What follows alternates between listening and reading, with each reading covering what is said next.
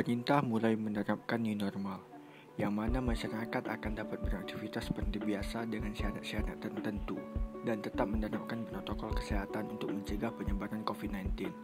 Sebelum menerapkan new normal, pemerintah sudah terlebih dahulu menerapkan peraturan seperti social distancing, berganti menjadi physical distancing, kemudian berganti menjadi lockdown, serta kebijakan-kebijakan yang diterapkan oleh pemerintah sebagai upaya pemutusan rantai penyebaran COVID-19. Namun, perlu kesiapan yang matang yang harus dilakukan oleh pemerintah, karena jika pemerintah ternyata tidak benar-benar siap, maka COVID-19 gelombang kedua bisa saja terjadi, bahkan dapat dikatakan bahwa kasus positif corona akan semakin meningkat. Tentu, pemerintah telah melakukan persiapan sebelum menerapkan new normal, seperti saat ini. Namun, apakah pemerintah sudah benar-benar siap? Atau new normal ini hanya sebagai alternatif saja bagi masyarakat agar dapat sedikit lebih tenang dan pemerintah terlihat sepenuhnya bertanggung jawab?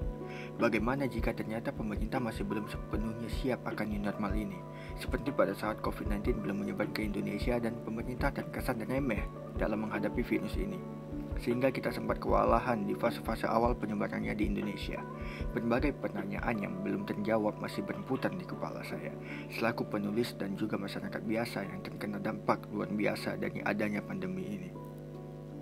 Jika kita melihat upaya yang telah dilakukan pemerintah terkait penerapan new normal yang diharapkan dapat memutus rantai penyebaran COVID-19, sampai sekarang dinilai masih belum signifikan, bahkan korban semakin bertambah setiap harinya.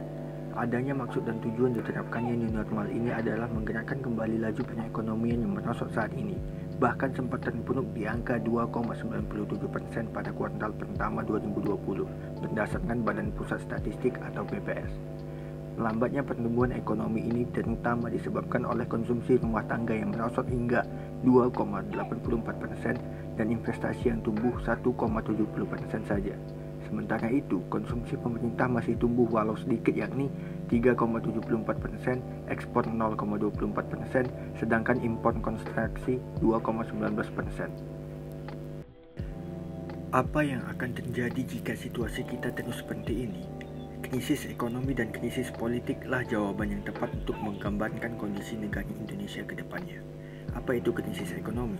Krisis ekonomi ialah perubahan drastis yang terjadi pada sektor perekonomian yang mengarah pada situasi yang tidak stabil dan berbahaya yang dapat berdampak kepada perekonomian individu, kelompok, komunitas, serta negara.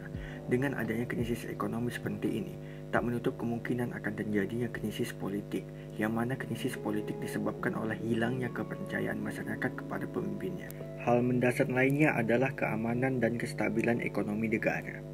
Krisis ekonomi dan krisis keamanan ini akan berimbas kepada krisis politik. Isu-isu mengenai ketidakpuasan masyarakat terhadap kinerja pemerintah dalam menangani kasus COVID-19 ini dapat berpotensi menjadi bumerang bagi pemerintah, yang mana isu-isu tersebut dapat menjatuhkan pemerintah. Masyarakat juga menilai banyak terjadi keanehan belakangan ini, mulai dari penerapan RUU yang baru, yang mana ini membuat masyarakat semakin resah. Aksi demonstrasi juga banyak dilakukan oleh gabungan masyarakat dan mahasiswa yang menandakan bahwa negara ini sedang tidak baik-baik saja. Baiklah, mari kita sama-sama berharap agar Indonesia kembali baik-baik saja dan pemerintah dapat bekerja secara optimal dalam upaya memajukan segala sektor inti demi mencapai Indonesia yang kita idam-idamkan.